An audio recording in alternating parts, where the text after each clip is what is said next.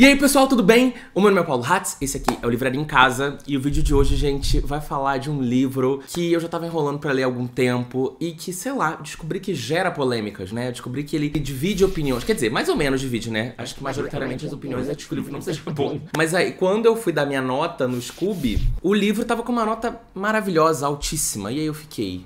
ué, né? O que aconteceu? Eu tô falando de 1000 Beijos de Garoto, da Tillie Cole. Esse é um livro que foi lançado, se eu não me engano, em 2016 ou 2017. É um livro basicamente jovem adulto, talvez ali caminhando pro New Adult. E assim, eu sempre ouvi falar desse livro, já vim ouvindo falar dele há muito tempo, mas eu sempre ficava enrolando pra ler, porque eu não sou muito de ler romance jovem, já tem um tempo que eu tenho pulado, não tenho lido tanto. Mas o BookTok trouxe esse livro de novo aí pras nossas vidas há um tempo, e eu comecei a ver muito sendo falado desse livro toda hora ali, e falei, bom, então eu quero, né, tirar as minhas próprias conclusões, vocês já me conhecem. Inclusive, sugiro que vocês façam isso sempre, tirem as suas próprias conclusões. Antes de vocês virem aqui e me ouvirem falando mal de um livro e desistirem de ler. Mas hoje eu vou contar pra vocês basicamente um resumo do livro. Vai ser que basicamente aquele formato que eu faço com alguns livros específicos. Eu vou dar uma resumida no livro, depois eu vou dar minhas opiniões. E eu fiz uma série de marcações que inclusive eu vou deixar aqui na descrição do vídeo pra vocês irem lá, lerem essas marcações, verem o que eu marquei, as anotações que eu fiz, as coisas que eu escrevi, porque esse livro foi assim...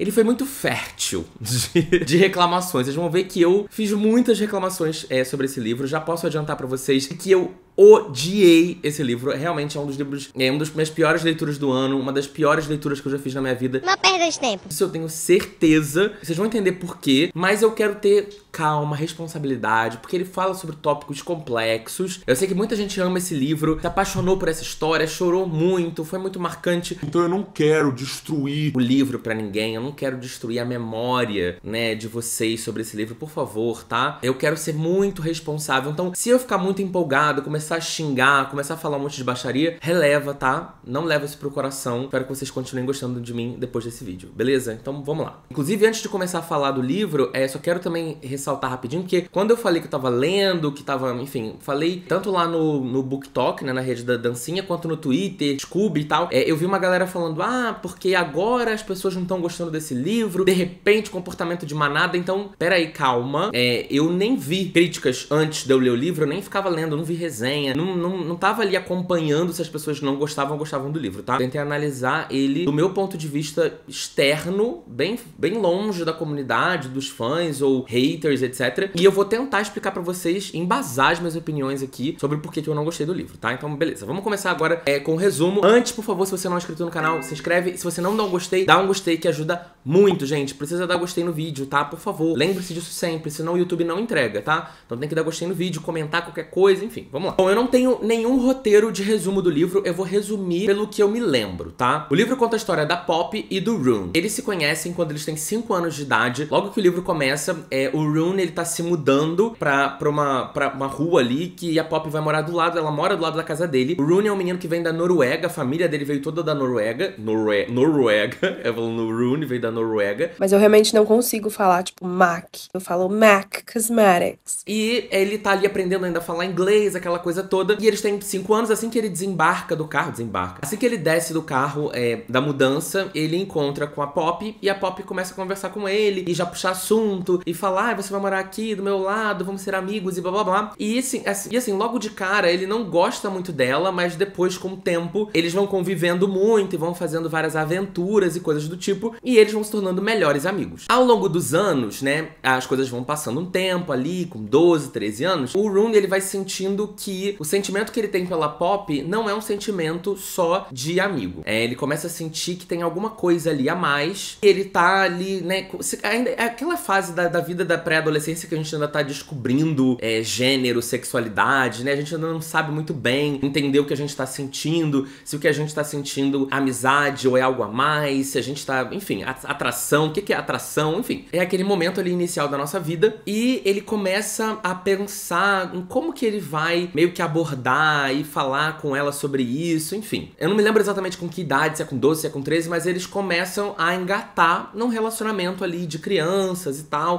adolescente. E aí eles começam a ficar mais próximo e tal, e beijo, né, um beijinho aqui, um beijinho ali, eles começam a descobrir aquilo tudo. E a Poppy, ela tem, assim, toda uma mentalidade de menina que gosta de aventuras e descobrir coisas, etc. E ela leva ele pra conhecer lugares, ele leva ela pra conhecer lugares, e eles andam muito ali pela vizinhança e tal. Aí tem o jardim que eles gostam de ir, que tem a árvore que ela mais gosta, tem aquela coisa toda de natureza, blá blá blá. E aí o que acontece? Quando vai chegando ali, acho que nos 12, 13 anos da Poppy, a avó da Poppy começa a ficar doente. Ela já sabia que a avó dela tinha alguma doença, e a doença da avó dela vai avançando até que a avó tá ali praticamente pra morrer, no berço de morte. Ela pede pra falar com a Poppy. E ela fala pra ela, olha, isso aqui é um jarrinho, dá um jarrinho pra ela, inclusive é a capa do livro, dá esse jarrinho pra ela. Esse jarrinho tem um monte de coraçõezinhos brancos, sem nada escrito, e ela fala, eu quero que você, ao longo da sua vida, a vovó vai morrer e tal, e ao longo da sua vida, eu quero que você encha esse jarrinho com 1000 beijos de garoto. E aí, o que significa esses 1000 beijos de garoto? São 1000 beijos que você vai dar ao longo da sua vida. Pop.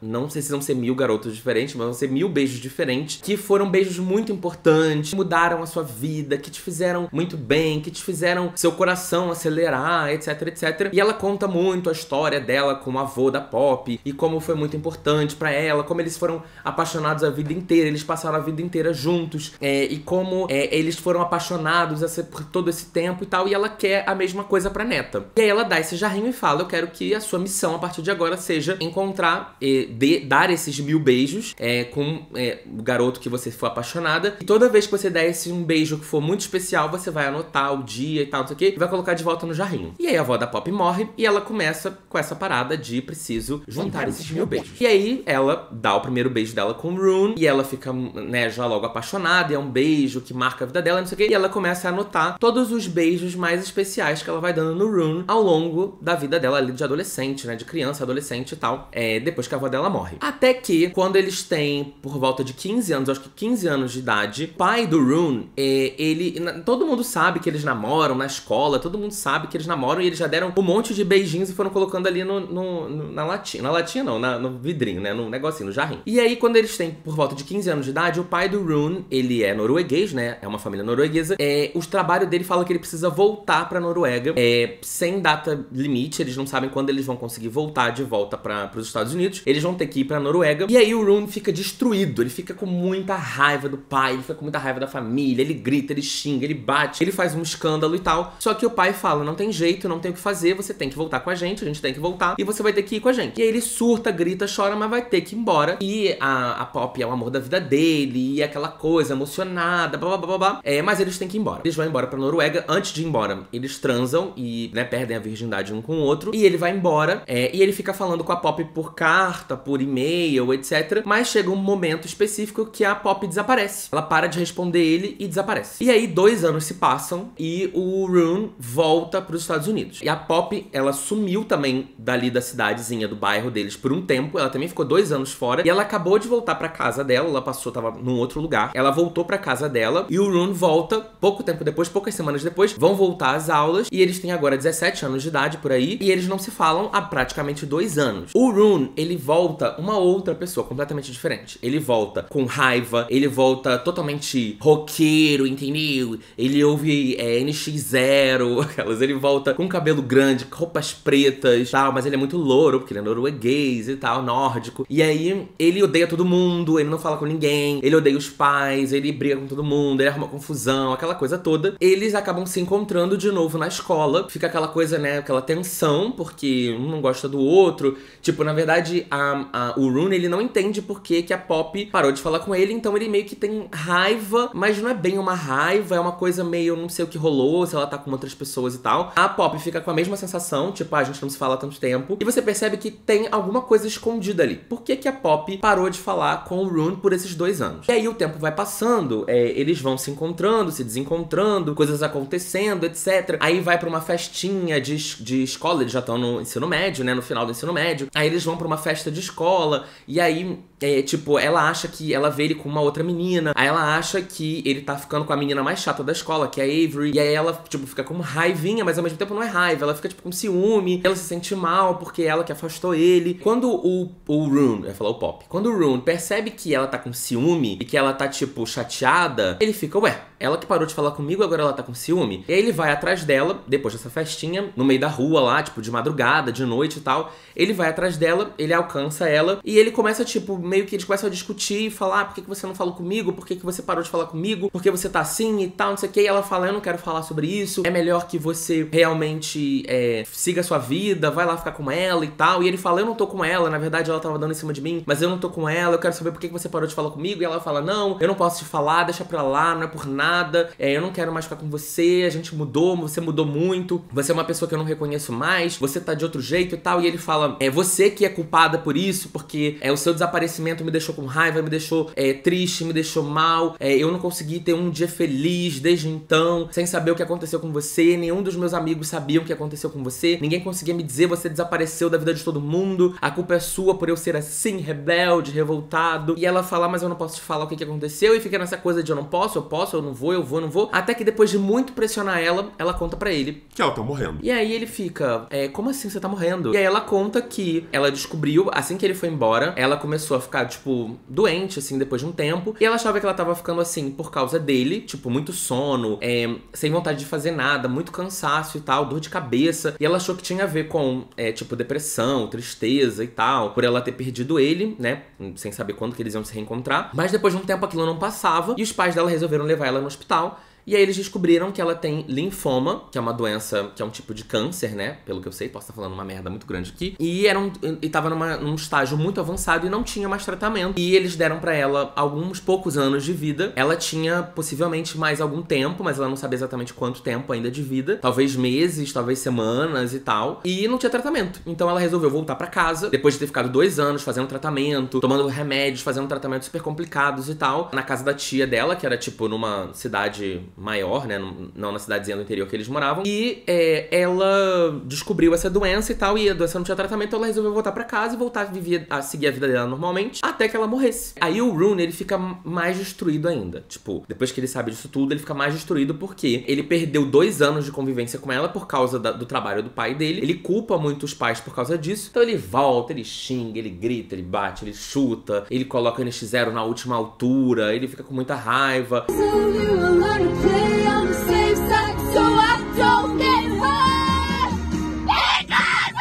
Porque, no final das contas, ele ficou com raiva achando que a Pop tinha largado ele. Na verdade, ela tava querendo proteger ele, porque se ele soubesse, ele ia querer voltar pros Estados Unidos pra ficar com ela. E ele não podia, porque os pais dele estavam lá e ele era muito jovem, ia ficar muito mal. E ela sabia que ele não ia lidar bem com a notícia, porque ele era uma pessoa muito já complicada e tal. Ele fica com raiva, mas ele tenta, tipo, bom, já que isso tá acontecendo, eu quero passar os próximos tempos com você. Já que a gente perdeu 2 anos, eu não quero perder mais tempo, eu quero que a gente fique junto. E aí ela fica tipo, ai, então ele continua gostando de mim, a gente continua bem, ele continua comigo e blá blá blá. E aí eles começam a ficar juntos de novo, depois a família dela e dele descobrem. Ninguém muito quer que ela fique com ele, porque ele é um rebelde, ele é roqueiro, ele, né, faz aquela coisa toda. Ele fuma, ele começou a fumar também. Vape, que elas zoam, cigarro normal mesmo, acho que nem tinha vape em 2016, 2017, se tinha, não era muito comum. E aí eles ficam saindo, né, continuam juntos e tal, e continuam nos beijos de garoto, né. Então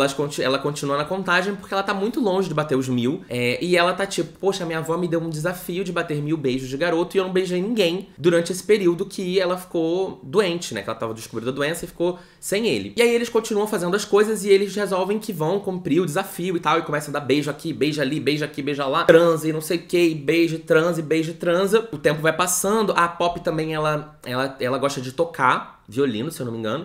E aí ela tinha um sonho, eles tinham um sonho, né? De quando eles ficassem maiores, eles iam morar em Nova York. Ela ia estudar na Juilliard, se eu não me engano, que é uma faculdade de música muito conhecida nos Estados Unidos. Inclusive, se eu não me engano, era um dos sonhos da Rachel em Glee. E ele tinha um sonho de ir pra Universidade de Nova York, a New York University, NYU.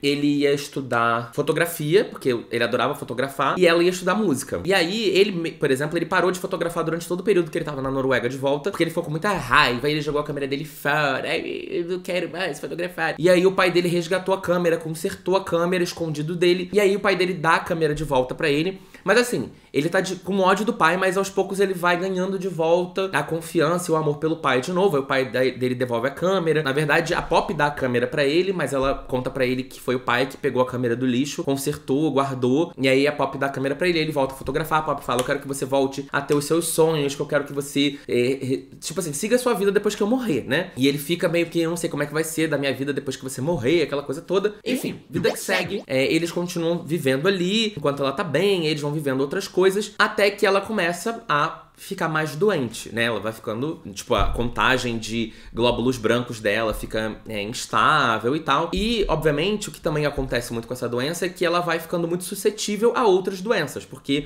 o sistema imunológico dela fica uma merda. Então, qualquer coisinha mata a pessoa, né? E aí, tem uma hora que ela praticamente quase morre. Aí, enfim, a doença dela avança muito, ela vai ficando mal. E eles vão tentando realizar coisas com ela o mais rápido possível antes que ela morra. Então, eles viajam pra Nova York, pra ela poder tocar, porque o sonho dela era tocar em Carnegie Hall. E aí ele leva ela, ele consegue arrumar lá um acordo pra ela tocar o violino dela lá no palco, mesmo que não tenha ninguém assistindo. E aí eles passeiam por Nova York, porque ela não conhecia Nova York. Aí quando eles voltam pra cidadezinha, e ela fica, tipo assim, depois, não lembro se isso acontece antes de Nova York ou depois de Nova York, mas ela fica muito mal. Ela descobre uma infecção muito forte que ela pegou por causa de, enfim, da imunidade baixa. E essa infecção tá muito acelerada, ela acaba sendo colocada em coma pra poder, né, porque ele faz um coma induzido pra que o corpo dela consiga combater a infecção de uma forma que ela fique ali em coma, porque daí o corpo, né, trabalha melhor, enfim, fica focado no combate à infecção, e ela fica nesse coma um tempo, aí depois ela vai saindo do coma, ela quase morre, aí todo mundo acha que talvez ela morra, e ele fica, não, mas ela não pode morrer, a gente não bateu os 1000 beijos de garoto ainda, e aí ela volta do coma, e é aos poucos só que ela vai voltando, né, tipo assim, tem uma demora grande pra pessoa voltar, e mesmo assim ela não consegue mais voltar a andar, porque ela não tem muita força, e eles continuam fazendo as coisas, e beija daqui, beija dali, beija daqui, beija dali, vai juntando os beijos e tal. E aí, eles conseguem fazer também um negócio pra que ela consiga ir na formatura, tipo assim, ele faz todo um plano escondido dela pra ela conseguir se formar, tipo assim, ir na formatura do high school, né, do ensino médio, porque, tipo assim, falta 2 semanas ainda pra formatura, e ela tá pra morrer a qualquer momento. Então, eles, tipo assim, adiantam a formatura, e aí ela é levada na formatura na cadeira de rodas e tal, faz toda aquela coisa, dança, não sei o quê. Depois ela vai pra uma praia, e aí ele pede pra ela levar ela pra praia, aí ele leva ela na praia, não sei o que, aquela coisa toda, e depois ele leva ela de volta pra casa e ela já sabe, falta tipo um beijo só pra acabar os 1000, ela já sabe que ela vai morrer a qualquer momento, e aí eles dão um último beijo quando ela volta pra casa, e aí ela chega em casa e, tipo assim, ela vai dura pouco tempo, sabe? Ela fica mais 2 dias ali, muito mal, e morre. E aí quando ela morre, ele fica muito mal, aquela coisa toda, mas ela deixa uma carta pra ele. Nessa carta, que ela só, tipo assim, ela deixa essa carta escondida, né? O pai dele acho que o pai dela que dá a carta pra ele, uma parada assim, e ele só pode ler depois que ela morreu. E aí ele lê a carta, e na carta ela diz que ela quer que ele siga a vida dele. Ela mostra pra ele que ela fez a matrícula dele na New York University e que ele foi aceito, se eu não me engano, pra estudar música em Nova York, que ela quer que ele vá pra lá, realize o sonho dele, e que ela quer que ele realize o sonho dela também, que ele conheça vários lugares do mundo, que ele viaje, que ele passeie, que ele conheça os lugares, que ele faça tudo que ela não pôde fazer, e ela quer que ele dê 1000 beijos de garota. Que ela dá uma jarrinha pra ele também, e ela fala, eu quero que você junte os 1000 beijos de garota pra que você, tipo, realize as coisas que eu, né, tipo assim, a mesma coisa que eu fiz com você, eu quero que você siga a sua vida e viva, e etc, etc. Fim do livro, epílogo. Aí entramos no epílogo. O epílogo, ela fala, a gente vai se encontrar em sonhos, etc, etc. E aí, no epílogo, ele tá num sonho, e aí ele reencontra com ela depois de muito tempo, e é um sonho muito vívido, e ela fala, oi, meu amor, não sei o que, blá, blá, blá. E ele fala, tava com muita saudade de você, eu também tô com muita saudade de você, não sei o que lá. E aí ele fala, nossa, mas esse sonho tá muito vívido, tá uma coisa muito real. E ela fala, é porque... Aí ele fala, ele entende, assim, que tipo, na verdade não é um sonho, ele morreu. Ele morreu? Foi babado. E ele encontrou com ela no céu. E aí, tipo, se passaram 10 anos desde que... O próprio epílogo, quando começa o epílogo, diz 10 anos depois. Ele morreu 10 anos depois, então ele morreu com 20 e poucos anos de idade, 27, 28 anos de idade. E aí eles se reencontram e, tipo, ele fala pra ela e eles conversam e tal. Ele não deu nenhum beijo de garota. Ele não beijou ninguém, nenhuma menina depois que ela morreu. Ele ficou 10 anos solteiro, sem beijar ninguém, sem fazer nada. Mas ele foi pra faculdade, eu acho, de música e tal. Ele fez algumas coisas. Música não, eu falei de música? Porque não era de música, era de fotografia. Ele fez as coisas que ele queria fazer, teve ali... Fez algumas coisas e tal da vida dele. Enfim, o irmão dele cresceu, viu? Ajudou o irmão, não sei o quê. Cumpriu algumas coisas ali da vida, mas não encontrou nenhuma mulher, não ficou com ninguém. E aí morreu, e agora eles vão ficar juntos. No céu, né, para o resto da vida. Bom, é isso.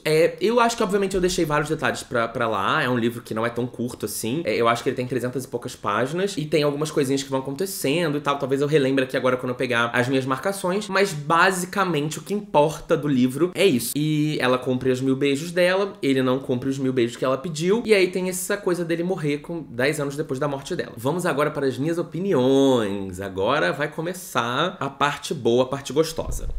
Bom, gente, o meu problema com esse livro, principalmente, é a escrita. Começa daí, acho que é o problema principal. A escrita, que pode ser, talvez, uma questão de tradução. Eu não sei, porque eu li o livro em português. Então, assim, ele tá disponível no Kindle Unlimited, você pode ler lá, então eu li em português, não li em inglês, então eu não sei se é um problema de tradução ou não é. Mas o problema pra mim, principal, foi escrita. Eu acho que eu não sei se... Eu vou dizer pra vocês, daqui a pouco eu vou dar alguns exemplos da escrita, quando eu for pegar as minhas anotações, mas que estão aqui na descrição do vídeo, se você já quiser ir lá pegar. Na minha opinião, o texto, a forma dela de escrever é muito impossível de você imaginar que uma pessoa de 15 anos, 17 anos, 12 anos falaria daquela forma. Essa é uma reclamação muito grande nos livros do John Green, né? A maioria das pessoas que tem alguma crítica ao John Green, as principais críticas ao John Green são formato, porque todos os livros são muito parecidos, os personagens são muito parecidos, e a segunda reclamação principal é a galera achar que os personagens do John Green são muito maduros, têm referências muito maduras pra idade que eles têm. E eu vou te dizer que esse livro é muito pior do que isso, tá? Assim, se você tem essa crítica ao John Green, saiba que é muito pior. Não pelas referências que ela tem de nada, porque não tem. A gente não fala aqui sobre cultura pop, sobre praticamente nada. Obviamente tem a questão da fotografia, da música, etc. Mas isso eu acho super normal, que uma pessoa de 13, 15, 17 anos já tenha uma aptidão pra música, pra fotografia, e já pratique, conheça, e etc. E toque muito bem, etc. A gente sabe que tem muito artista super jovem, então não acho que esse é o problema. O ponto é o vocabulário, é o que fala, é como pensa, são as reflexões que faz. Pra mim são muito impossíveis e muito brega. Esse é um livro que também, outra coisa que ficou muito clara pra mim depois que eu li, que eu acho que não é uma coisa que eu tenha visto muita gente comentando antes, não que eu tenha visto muita gente comentando desse livro com antecedência, mas ele é um livro cristão, tá? Ele é um livro que fica muito claro que a autora, Tillie Cole, ela tem uma visão de religião e de vida e de morte, etc., que é muito relacionada ao público cristão. Eu não sei se ela é católica, não sei qual é a religião da Tillie Cole, mas é muito claro isso. Até porque existem vários momentos do livro onde ela fala sobre, por exemplo, visões de Jesus, de andar tipo assim, tem uma hora que ela conta alguma coisa sobre andar na areia, e aí como eram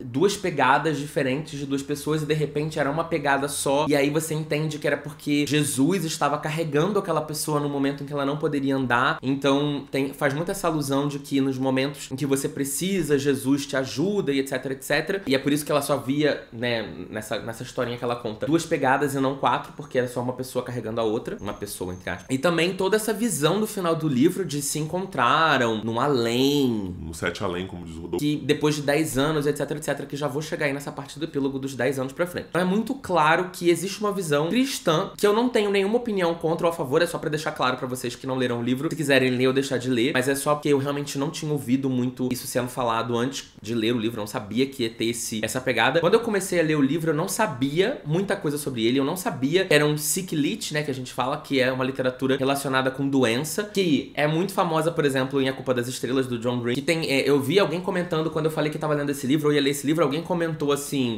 esse livro é bem John Green. E aí eu fiquei pensando, se tinha a ver com a escrita, até que depois eu fiquei pensando assim, bom, essa menina desapareceu por 2 anos, ela tá voltando agora. Muita gente falou que chorou muito com o livro. Eu falei, bom, pessoas falaram que choraram muito com o livro. A menina desapareceu 2 anos e reaparece com um segredo que ela não quer falar pro garoto. Alguma coisa tem aí, eu pensei, tem alguma coisa a ver com doença. Ele é um livro de 2016, 17, já tinha passado um pouco do boom do Sick Lit, né? Porque teve um boom do Sick Lit por causa do John Green e outros livros daquela época, teve esse momento de boom, mas 2016, 17 esse boom já tinha passado. Então, enfim, não que não se possa escrever um livro onde a pessoa tem uma doença e tal. Mas eu acho o formato tão batido, porque eu acho que assim, quando você vai escrever um livro, principalmente um livro jovem, você pode pensar, muitas vezes você quer fazer com que o seu leitor tenha emoções pelo livro, chore e etc. E eu acho que a forma mais fácil, o caminho mais simples de você fazer o seu leitor chorar é colocar uma doença no livro, e principalmente uma morte. E não que isso não aconteça na vida de jovens, não que pessoas jovens não morram. Tem uma criança gritando aqui agora,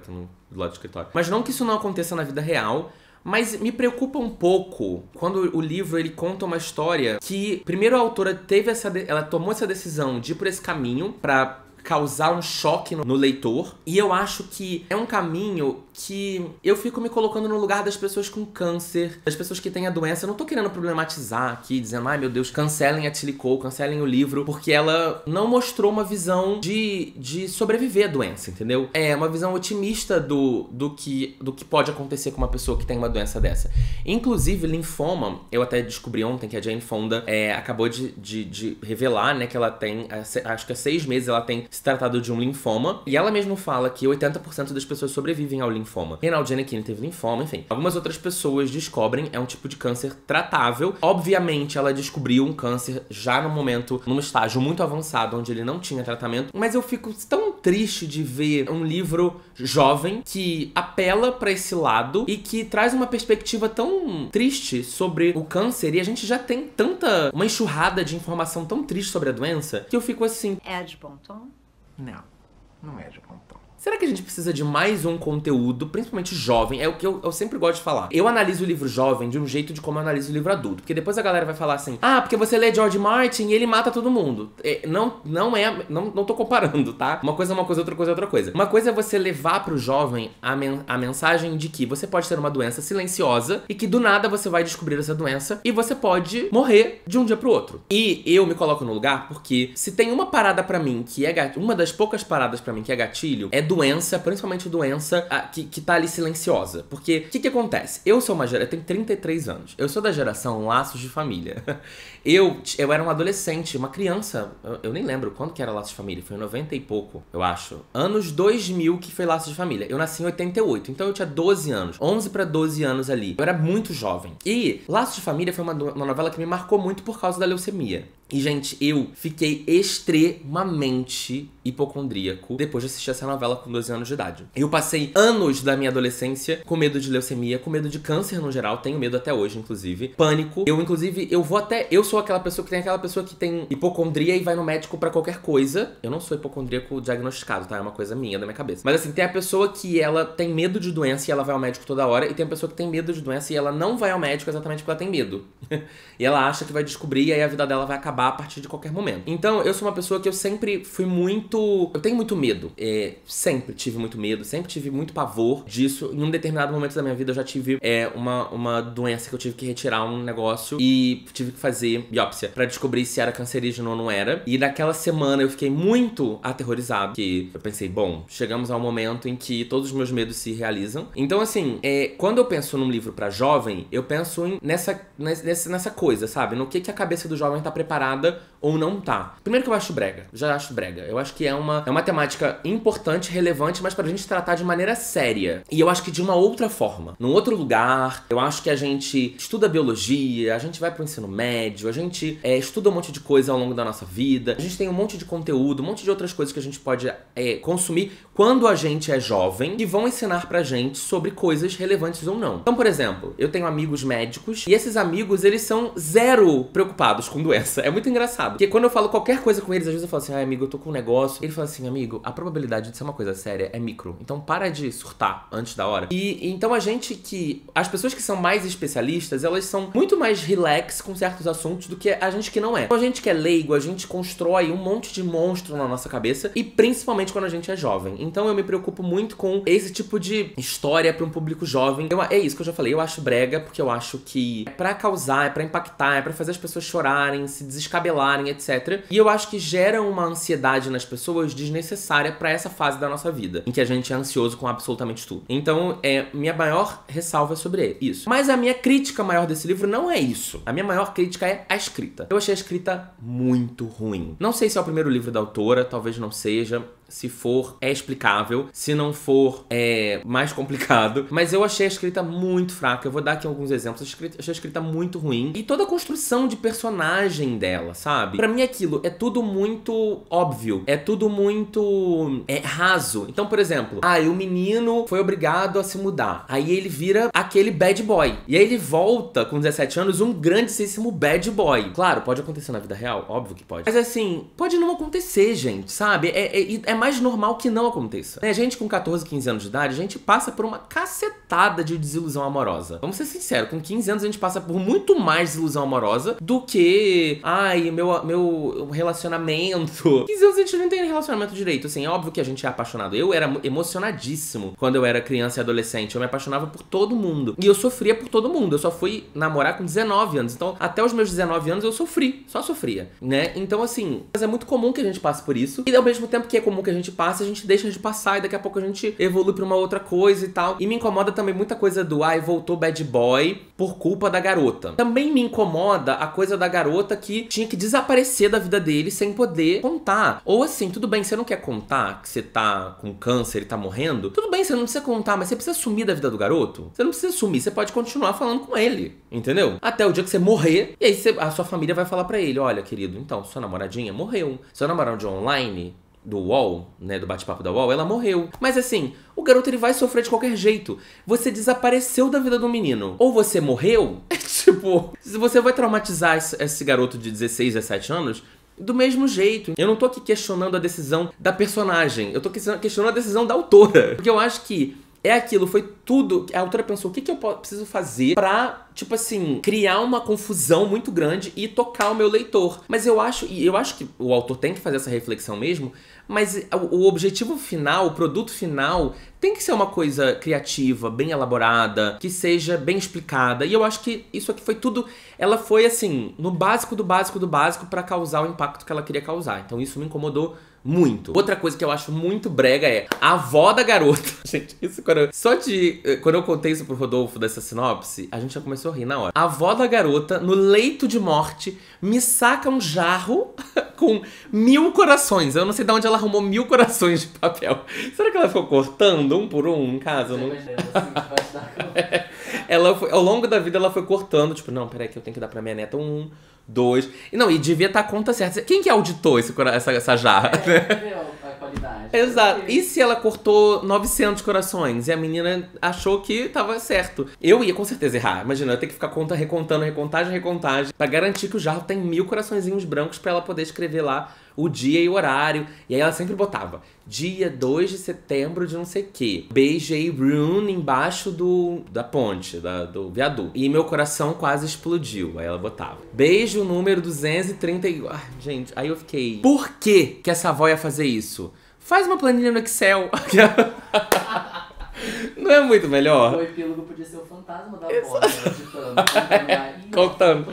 Se fosse um livro da Dan Silveira, seria a avó dela contando. Aí teria o ponto de vista da avó no céu, vendo, essa garota tá roubando. Pulou do 250 pro 260. É burra, não sabe nem contar. Não, fizesse uma planilha do Excel, fizesse uma planilha no Google Sheets, que daí ainda fica na nuvem. Mais difícil ainda de perder, é muito mais fácil de contar, de auditar, de você não pular um número, entendeu?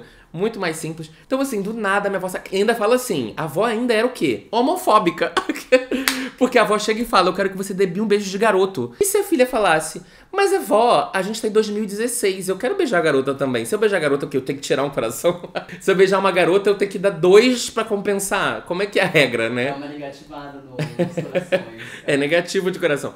Então, assim, outra coisa que eu já fiquei... eu não tô problematizando de verdade, tá chamando a avó de homofóbica. Mas, assim, achei... é tudo brega. É tudo brega, entendeu? Desculpa você que amou, chorou, tá tudo bem. Tá tudo... o que importa é ter saúde.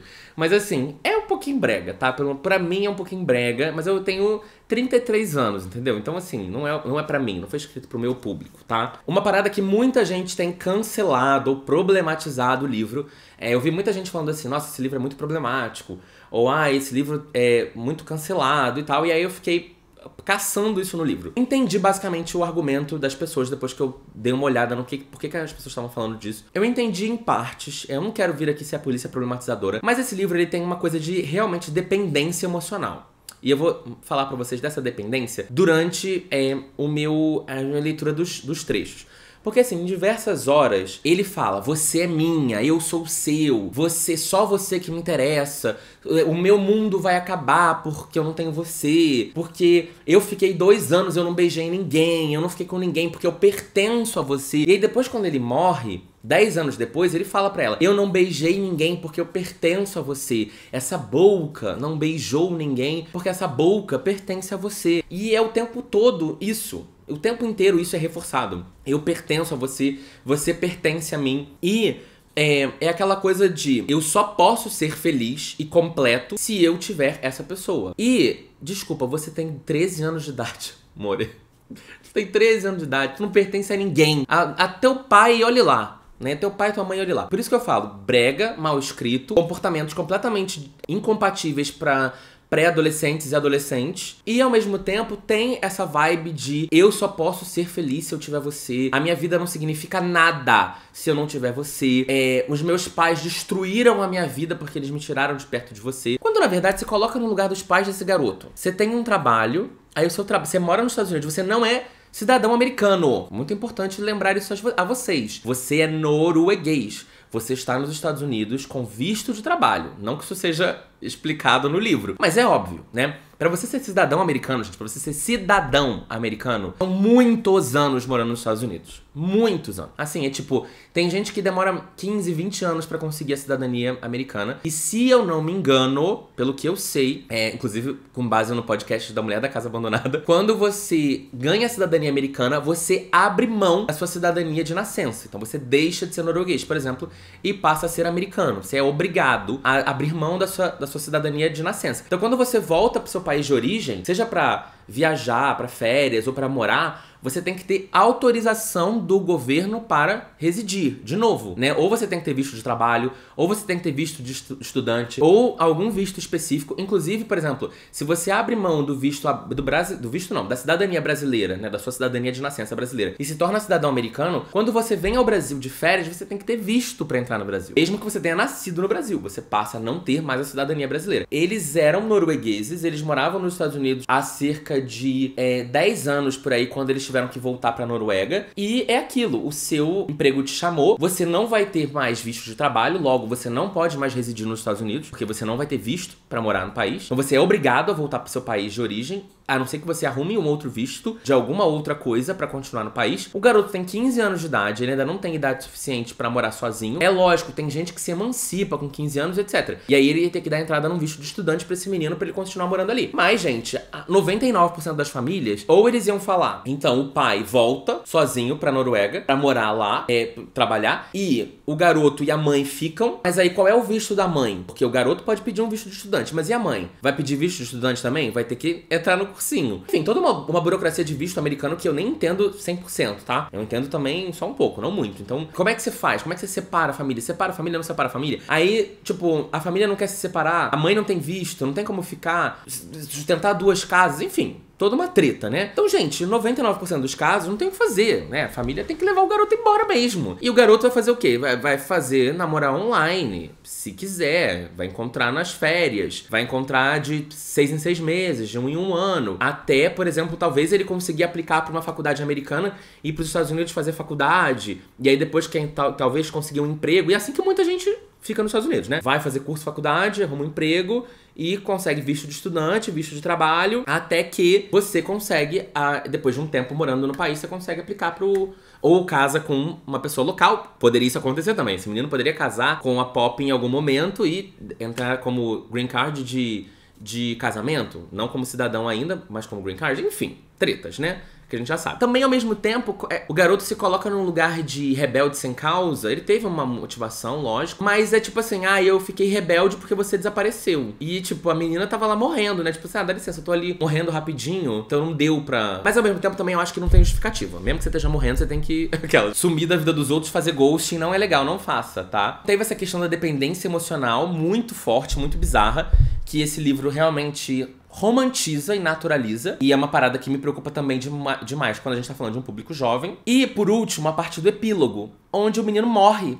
10 anos depois, o cara morre. O Rune vai pro céu, sei lá, encontrar com ela. Ele ficou 10 anos sem nunca mais ter ficado com ninguém, beijado ninguém. Não fez, inclusive, o que ela mesma pediu, porque ela queria que ele seguisse a vida dele, né? No sentido de, eu quero que você beije outras pessoas, que você ache amor de novo, que você, né? Porque, gente, é aquilo que a gente precisa urgente colocar na cabeça do jovem que lê romance. Essa parada de alma gêmea é hollywoodiana, aquela. Isso não tem explicação nem científica, não existe, tá? Eu ia falar nem científica, nem científica, porque todos os outros argumentos que eu ia usar são científicos. Então, assim, não existe essa justificativa, não existe, tá? Então, é importante a gente lembrar a todos que alma gêmea não existe. Existem pessoas que realmente vão ter mais proximidade não, mais afinidade com você do que outras, mas isso não existe. Também me preocupou que ele viveu 10 anos, morreu sei lá de quê, não me lembro do que também foi, porque acho que nem entrou, não entrou nesse nível de detalhe. E aí ele vai pro céu e, eu não beijei ninguém, não fiquei com ninguém, porque eu pertenço a você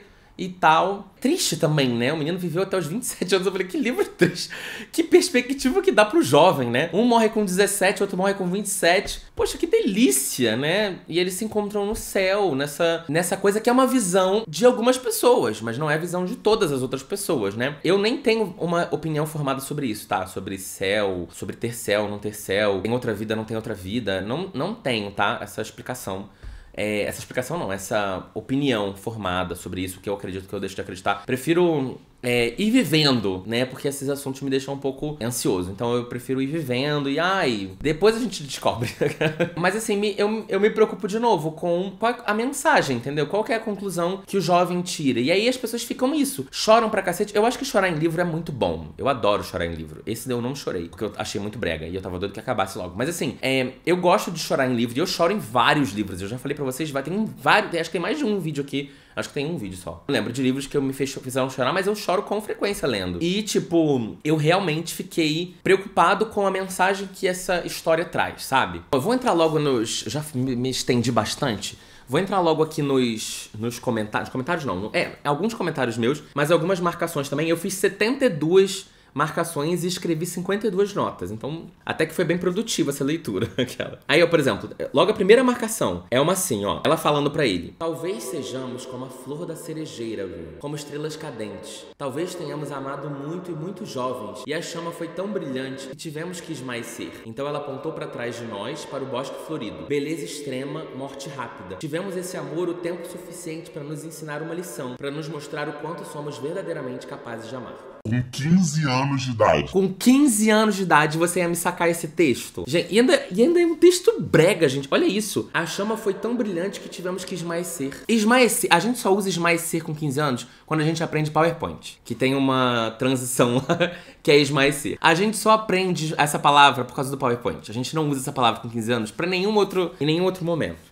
Mas vamos lá, tem mais. Curvando-me para frente, sapequei beijos suaves. Eu não aguento com a palavra sapequei. Curvando-me para frente, sapequei beijos suaves em suas bochechas vermelhas e em sua testa, terminando com um longo beijo em sua boca morna. Essa é muito boa. Ele sempre tinha sido alto, com ombros largos e corpo bem talhado. Quem que usa talhado? Por isso que eu falo que é um problema de tradução, tá vendo? Porque assim, uma coisa é você falar com o corpo desenhado, com o corpo torneado. Mesmo assim, pra uma menina de 16 a 17 anos falar isso, eu já acho brega, né? Que menina é essa? Mas um corpo bem talhado. Meu, o esculpido acertou no talhado. Exato. Mas eu imaginei o corpo todo fatiado, a pessoa toda. A pessoa toda. Em retalhos. Em retalhos, caída no chão toda quebrada, esquartejada. Um corpo bem esquartejado. Não, e aí outra coisa. A menina tá com linfoma pra morrer, falta poucos meses. E ela quer ir pra escola.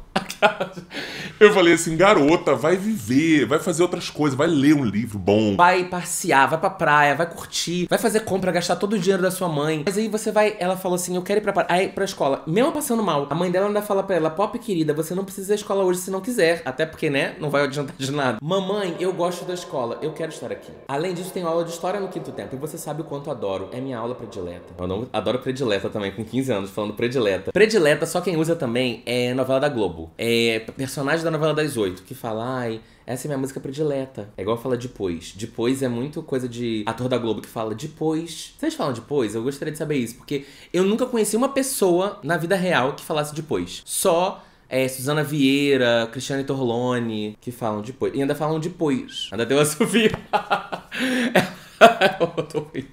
Elas falam depois, com assovio. Porque são sempre cariocas. Mas no Rio, eu sou carioca, no Rio ninguém que coisa fala depois.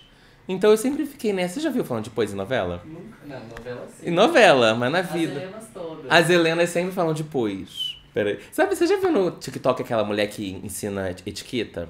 Sim, eram duas, né? Aí tá um. Quer dizer, parece que as duas continuam, mas uma é mais famosa que a outra. A mais famosa, ela fala Silviano, ela fala depois. Foi. Ela fala muito. Talheres nas mesas. É o jeito correto de falar, né? O português. Mas ela fala de um jeito. E eu amo que ela fala bem devagar. E ela fala sempre assoviando.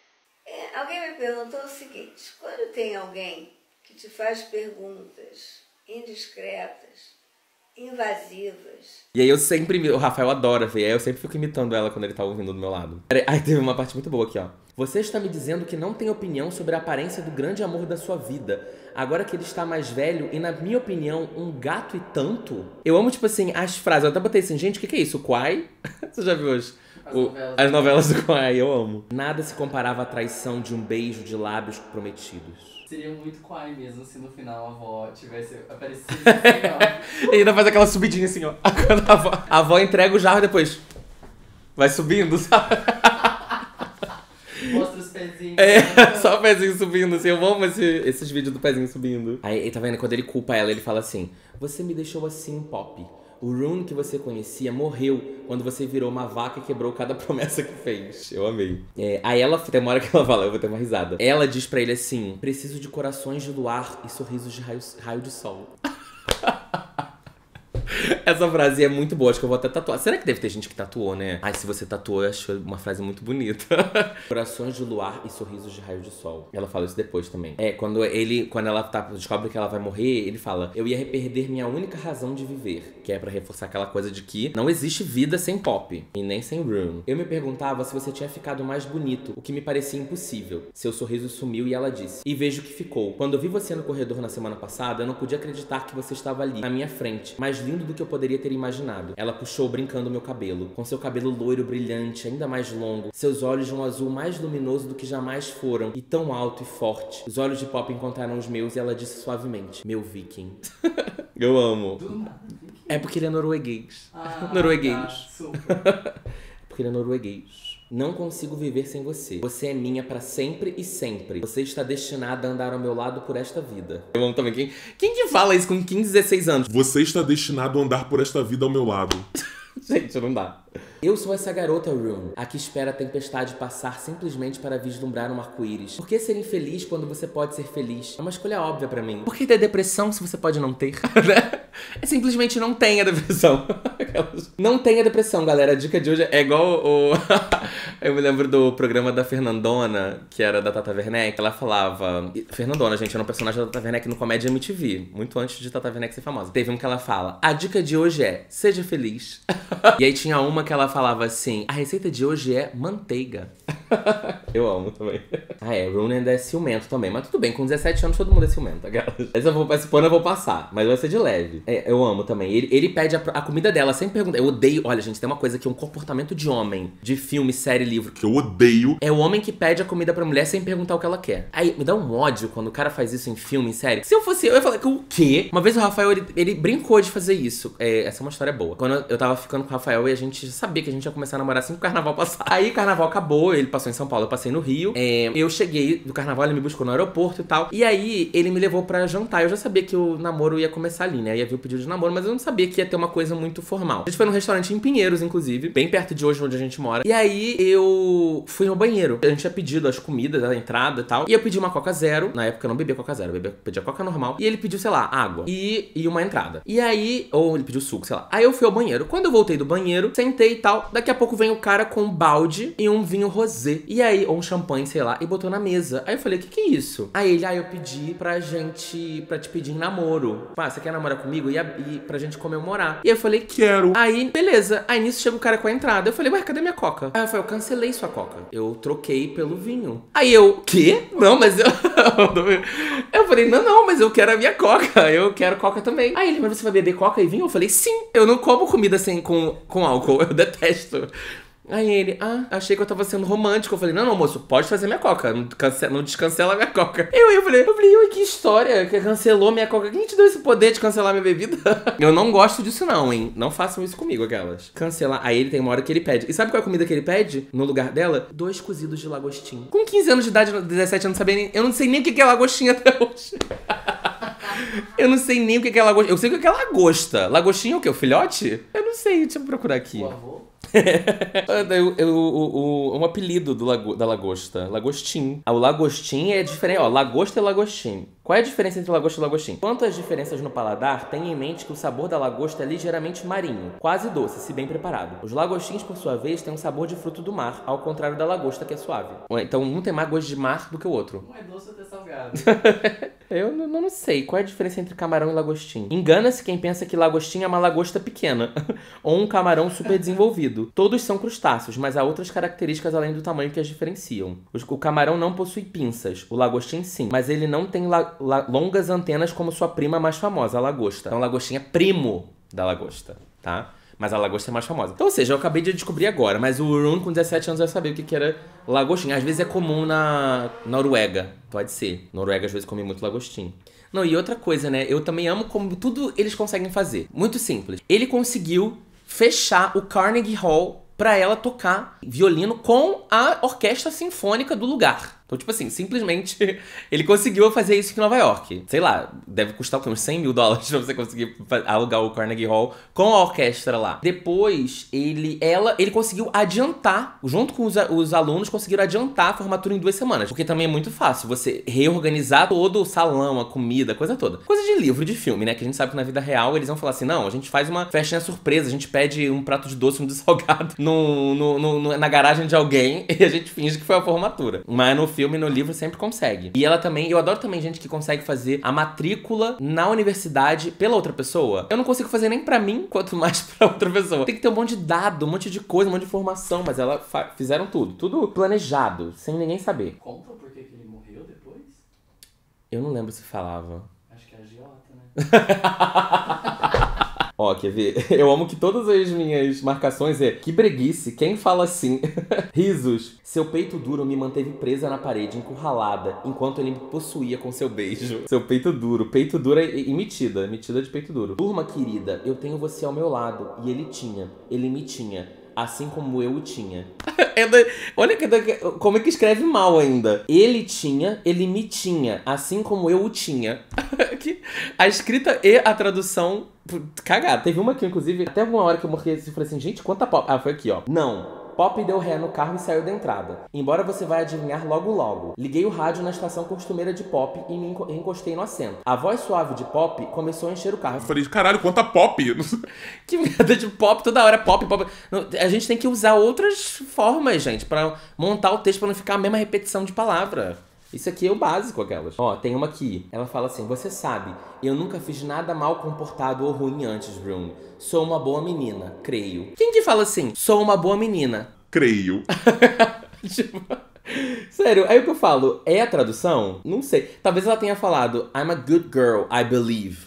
Mas mesmo assim, não funciona muito pra uma menina de 16, 17 anos, né? Essa é muito ruim, gente. Nosso beijo pode ter sido um dedo do meio pra qualquer um que não nos quisesse juntos. Mas seu sorriso era um dedo do meio para a escuridão na minha alma. Tipo, a cara do autor. Era tipo, é como se ela tivesse virado pro lado dark dele, feito. Eu ganhei.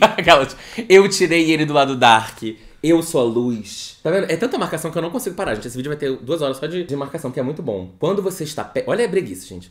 Depois vocês falam... Quando eu falo que é brega, pelo amor de Deus, eu tenho razão. Quando você está perto, meu coração não suspira. Ele voa. Acho que os corações batem num ritmo como uma música. Acho que, como música, somos atraídos por uma melodia em particular. Ouvi a canção do seu coração. E o seu ouviu a do meu. As reflexões são muito boas. Olha essa, é muito boa também. Não estou fraca ainda, querido. Posso carregar um pouco de peso. Suas palavras continham um duplo significado. Eu sabia que ela não estava falando apenas sobre a mochila, mas sobre meu coração. Ela consegue carregar o peso da mochila e do coração. Ver Pop abraçando a natureza era como ver uma prece atendida. A alegria em sua expressão parecia sem limite. E a paz em seu espírito era como uma lição de humildade. Aí eu fiquei, lição de humildade? Lição de humildade é, sei lá, você falar, eu sou feia. Aquelas. Parei. Quero que a minha vida seja lembrada como uma grande aventura que tentei viver tão bem quanto podia. Pois como nos atrevemos a desperdiçar uma simples respiração? Como nos atrevemos a desperdiçar algo tão precioso? E em vez disso, deveríamos lutar para que todas essas respirações preciosas aconteçam em tantos momentos preciosos quanto pudermos espremer em nosso curto tempo na Terra. Essa é a mensagem que quero deixar. E que belo legado para deixar para quem eu amo. Eu anotei assim, essa garota tem 47 anos e 3 filhos. É a única explicação, porque uma pessoa de 17 não tem. Aí ela tava dormindo, aí ele acorda ela e fala, vamos, dorminhoca. Pelos velhos tempos, Pop olhou para o pier e um riso desenfreado saltou de sua garganta. Ele chamou ela de dorminhoca e ela gargalhou. Tipo, eu amo. Aí a descrição do sexo era meu corpo se encheu de vida e de luz enquanto ele nos tornava um só. Meu coração se encheu de tamanho amor que tive medo de que não pudesse conter toda a felicidade que o inundava. Eu vou te falar outra coisa que tá te inundando. Porque não é a felicidade, amiga. É uma outra parada que inunda, que molha. São muitas coisas muito boas, gente. Desde que eu ainda possa segurar a mão de Rune, eu não ligo se não puder mais andar. Aí eu escrevi, prioridade. Porque realmente... Estou entranhada no tecido do qual você é feito. Assim como você sempre estará ligado à minha alma. Você vai rir e explorar para nós dois. Aí eu botei certeza que ela tem 47 anos de idade. Corações de luar e sorrisos de raios de sol. Ela fala disso de novo. Eu botei uma das frases mais sem sentido da literatura. O que é um corações de luar, gente? Eu queria saber. O que é coração de luar? Não consigo entender. É a lua em formato de coração? É uma lua muito... apaixonante. Eu não consigo entender o que é coração de luar. O sorriso de raios de sol, eu fico pensando que é tipo um sorriso brilhoso, um sorriso bem... dentes brancos. Propaganda de pasta de dente. Agora, coração de luar eu não consigo entender. Ela só fala que assim, do final, ela fala, foi rápido e cheio de paz, da morte dele. Foi rápido e cheio de paz, Rune. Ela que conta pra ele como que ele morreu. Sua família está bem. Eles estão felizes por você estar em um lugar melhor. Você viveu uma vida curta, mas completa. Uma vida boa, a que sempre sonhou ter. Tipo assim... você mereceu. Você teve a vida que sonhou ter e que mereceu, né? Viver só 27 anos de idade. Igual a Avril Lavigne. Avril Lavigne, não. A Amy Winehouse. A Amy Winehouse. Bom, gente, eu vou encerrar por aqui. Tem muitas outras marcações e notas, etc. Tá tudo aqui na descrição desse vídeo, tá? Entrem lá pra vocês verem. E, bom, eu espero que vocês tenham gostado dessa discussão aqui, desse papo. Foi uma coisa divertida, embora seja um livro muito pesado, com um tópico muito pesado, né? Linfoma. Eu não queria ter visto um tópico tão sério sendo tratado de uma maneira tão superficial e breve. E num livro jovem, eu acho que a gente pode, quando a gente é jovem, eu acho que a gente não precisa ter que lidar com esse assunto, porque a gente já lida com tantas outras coisas pesadas e chatas e insuportáveis na nossa vida. Mas enfim, quero saber a opinião de vocês, comenta aqui embaixo. Tá tudo bem, tá tudo liberado se você amou, se você chorou, se te marcou. Tá tudo certo, cada um tem a bagagem, uma experiência, uma vida, um gosto, aquelas outras. Mas eu não espero não ter estragado a vida de todo mundo, tá? Uma outra coisa antes da gente gente terminar aqui, ouça meu podcast se você ainda não ouviu em todas as plataformas de streaming de áudio, tá? Em todas ou nas melhores, as que me aceitaram, porque eu tentei em todas. Bom, dá um gostei nesse vídeo, se inscreve no canal, comenta aqui embaixo o que você achou, me siga nas redes sociais, compre com o meu link e etc, tá? Um beijo e até o próximo vídeo. Tchau, tchau.